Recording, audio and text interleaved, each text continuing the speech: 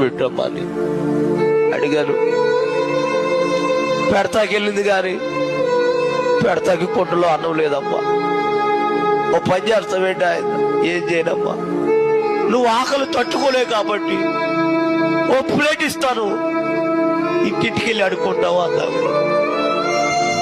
అమ్మా ఆకలి తట్టుకోలేక ఏడుమర్రు, మంగళపర్రు, బోనుపల్లి, గణపారం, పెప్పరి, పెంటపాడు, ముదురుడుపాడు, తాడేపిలిగుడు ఒకే జత పట్ల మీద 3 సంవత్సరాలు ఇన్నట్టుకుని అడుక్కున్నానమ్మ నేను.